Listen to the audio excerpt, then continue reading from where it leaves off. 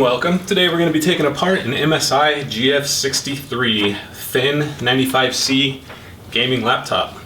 This is the Intel Core i5 9300 GTX 1650 version, and it has the full HD thin display. To begin, we're going to need a small Phillips bit. This is a 2.5, and we're going to be leaving the display complete because the LCD is pretty much glued to the back of the back cover. So we're going to leave that complete, but we're going to take apart the rest of the laptop.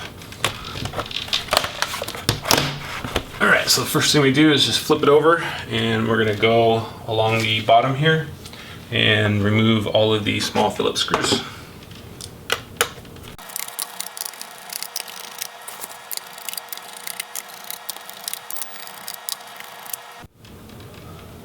Alright, so we got all of the perimeter screws out, and last to remove is the middle here under the factory seal. And just keep in mind that once you punch through that little tape, it will void your warranty.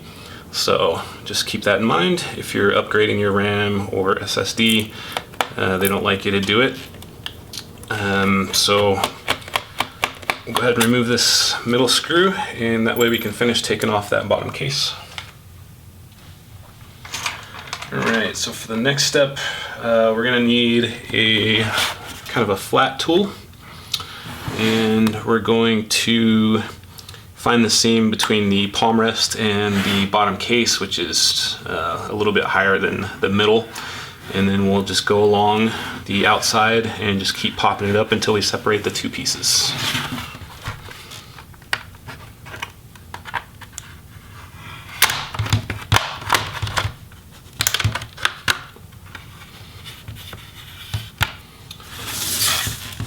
Try to get a better view. So it's just a matter of just kind of helps to have a thin flat object like a spudger, and once you get that bottom case started and it's starting to peel up, then you can just kind of go along and pop the rest out with your hands. Okay.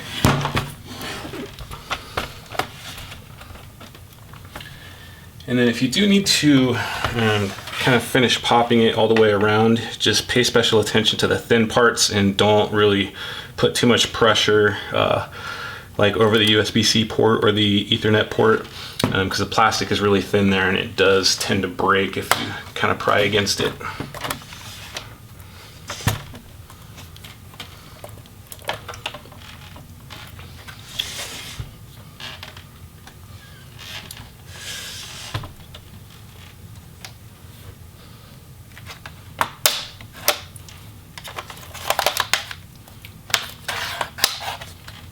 It looks like there's a small hinge cover that needs to be popped up as well.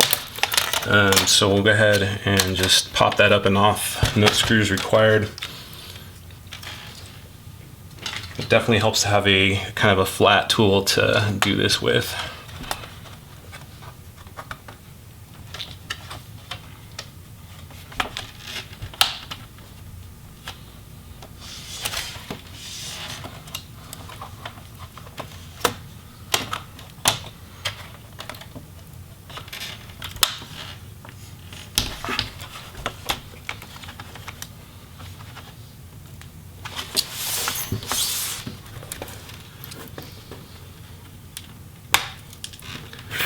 So the last part is at the back. So going along the middle, we're just going to take that flat tool, try not to pry on the vents at all, and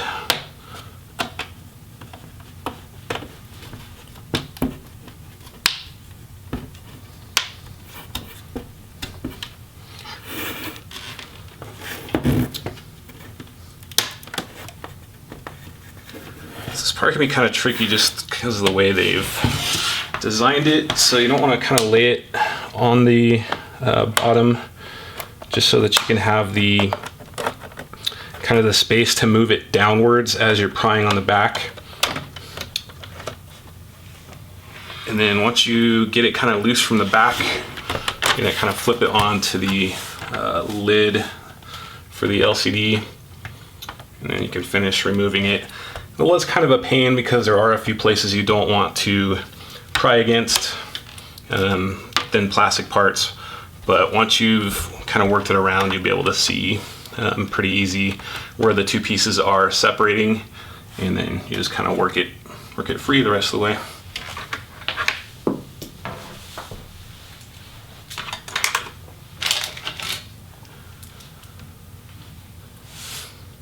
Alright, so we got the battery here. It seems to be kind of just held on with some adhesive.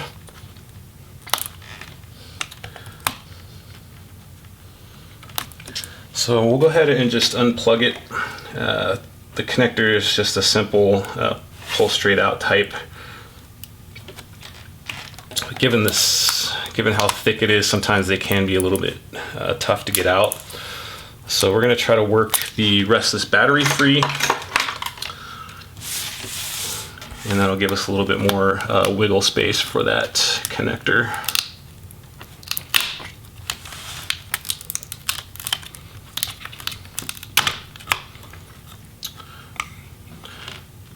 So as you can see, they've used quite a bit of adhesive to tape that battery down.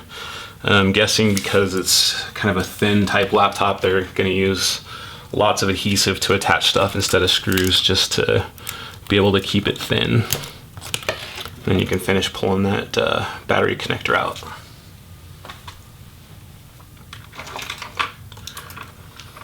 Alright, so now we'll go ahead and start removing some of the internal components, starting with the RAM. So we'll just go ahead and spread those two little bars on the side there. RAM stick's going to pop up, and then you can just pull it out of the slot.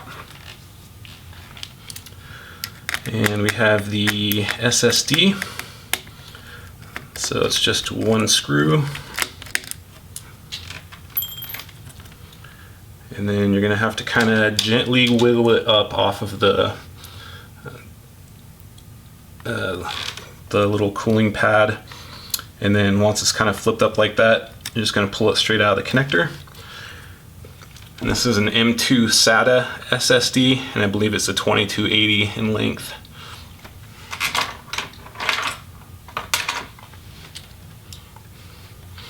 So the thermal pads these are pretty sticky, so you just don't want to like really yank it up, because then you might go too far and break that connector or your SSD. So it's best just to use your fingers and kind of wiggle it up and down slightly until it comes loose. Alright, so for the Wi-Fi card, we're just going to remove the screw, pop those antennas up with our fingernail.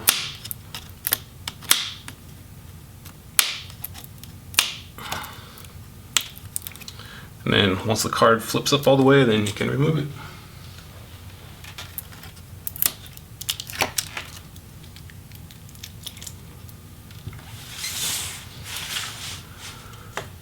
Alright, so it looks like we have the fan and heatsink assembly. We can go ahead and remove those. So we'll just go ahead and go along and remove the bigger size screws. These little ones are to remove the fan from the actual heatsink assembly, but we're going to leave it as an assembly. We also need to remove looks like the display cable, because it's threaded through the actual fan. So we'll go ahead and just flip up on that retainer and remove the ribbon from the fan.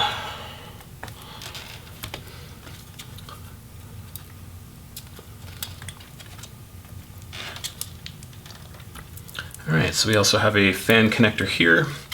The easiest way to get these is to just get a fingernail under each of the little tabs on each side and wiggle it upwards. And now we can go ahead and remove the screws. The screws are numbered for reinstallation, and you want to tighten them down in that order. This will make sure that the thermal paste is kind of spread evenly. But as far as removal, it doesn't matter. So we're just going to go ahead and remove all of the fan and heatsink screws.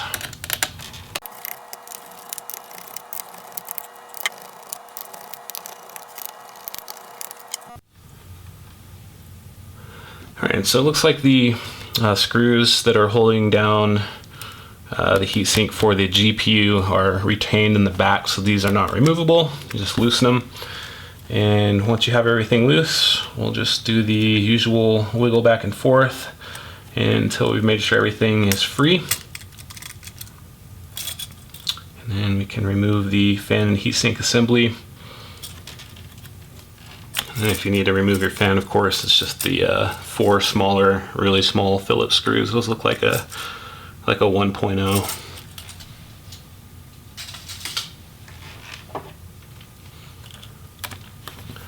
Alright, so giving a quick look, we have just pretty much the motherboard to remove. We're going to leave the speakers in the palm rest assembly, and the touchpad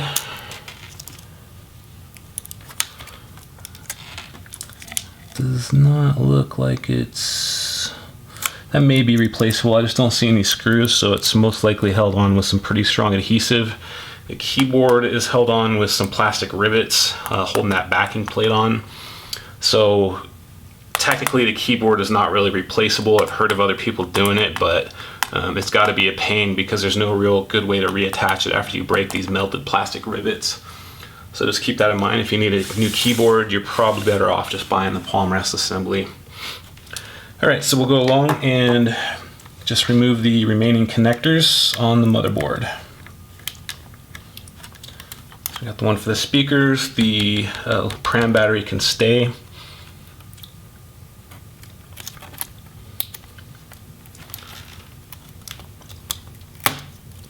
And it looks like the touchpad ribbon is stuck to the bottom of the motherboard along with these other 2 ribbons.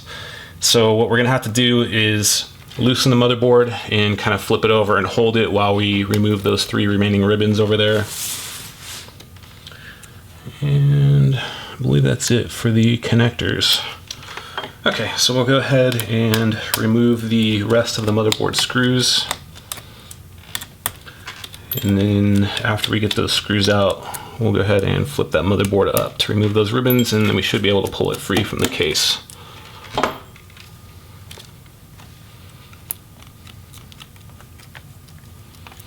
So doing the wiggle test, the motherboard is nice and loose. So we're gonna gently flip it over.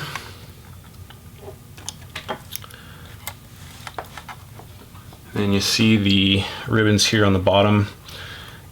With this type of connector, the top kind of pops laterally out, and then you can remove the ribbon and then I'll just push it back in. And then same with the keyboard backlight. We're going to slide that retainer out, pull the ribbon out, and then we're going to slide it back in. And then for the touchpad, it's just a simple flip up type. And we'll flip it back down, make sure that little retainer doesn't get broken. And there we have the motherboard.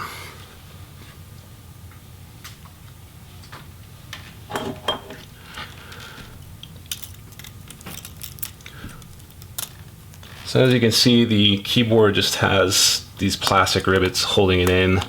I guess they do that to make it lighter, thinner, easier to manufacture maybe, but it's definitely not user-friendly to replace. Alright, so our next step is to free the LCD assembly from the palm rest assembly, and then we are pretty much done. So we're going to gently open up the LCD, and it looks like we have 4 hinge screws on this side and 3 on the other. So we'll just go ahead and start removing these screws. So I'm just going to leave 2 on each side until I'm ready to actually separate the 2 pieces. That way it's not putting so much pressure on the last screws holding in the LCD. Then you want to definitely support it from underneath with your free hand, because this is a very thin laptop and the plastic is really thin, so you just want to be extra careful.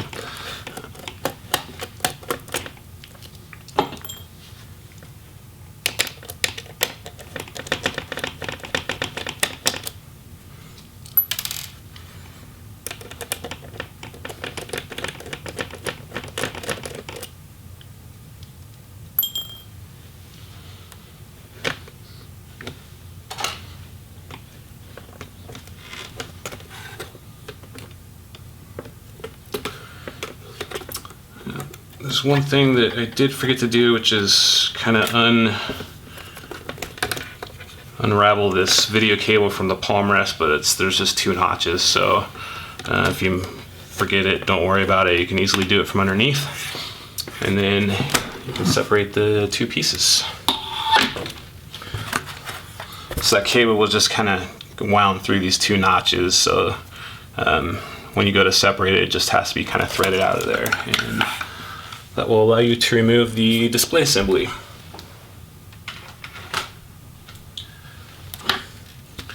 Alright, so as we stated, this one is going to be left complete.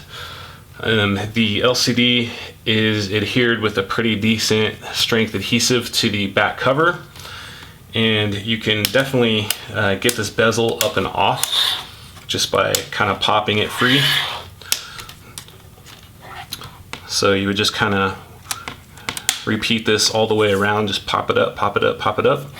And the bottom usually has a decent amount of adhesive holding it in, so you would want to get a finger there or something to make sure that it doesn't rip up the plastic along the LCD.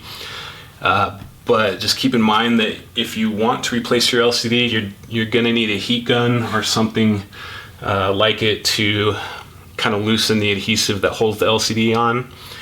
And if your LCD isn't already broken, it's a good bet that it's gonna break when you're trying to remove it. It's just because they wanted to make the assembly as thin as possible. They don't use screws. They just use glue to kind of hold everything in place except for the hinges. So just keep that in mind. It might be more worth it to buy a whole LCD assembly instead of trying to buy just the LCD itself and replace it, because it will be a pain. So that's pretty much it. That is how you disassemble an MSI GF63 thin gaming laptop. And if this video helped you or you found it informative, please like and subscribe. Thank you very much.